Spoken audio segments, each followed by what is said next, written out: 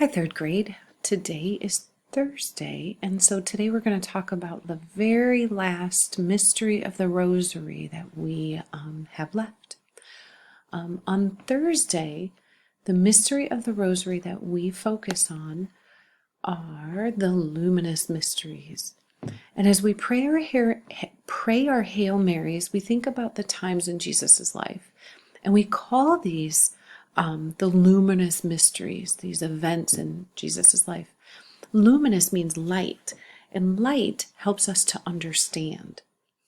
So the first of the times in Jesus' life that fall under the luminous mysteries is the baptism of Jesus. And this is when Jesus is baptized by John the Baptist in the Jordan River. The second of the luminous mysteries is the wedding at Cana. And this one is when Jesus turns the water into wine. So if you remember the story where he was at the wedding celebration and they were running out of wine, and that's when Jesus turned the water into wine. The third luminous mystery is the proclamation of the kingdom. And this is when Jesus talks about putting God first in our lives.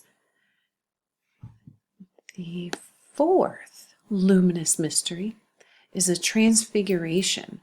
So this is when Jesus took James, Peter, and John up on a mountain. And when he was there, he talked with Moses and Elijah. And Peter, James, and John saw that when Jesus was talking to Moses and Elijah, he was actually shining. And so they called this the Transfiguration. The last luminous mystery is the giving of the Eucharist. And this is actually when Jesus gave his body and blood for the very first time at the Last Supper.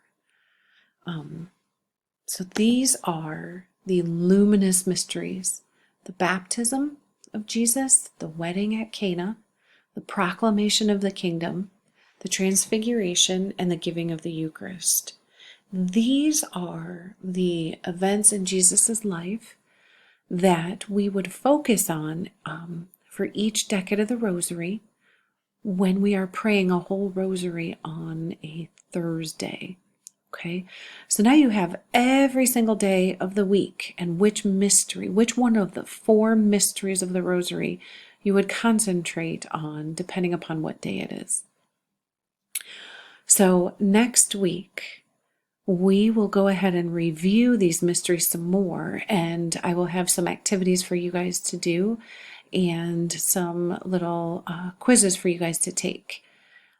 We'll also celebrate our May crowning with school, and we will say a rosary together. So now that we've kind of gone through all of the mysteries and all of the events that we're thinking about while we say our rosaries, you guys will know exactly what to do when we have our rosary during May crowning. Okay? All right, that's the last one. I will talk about this again a little bit next week, and you guys will do some more activities.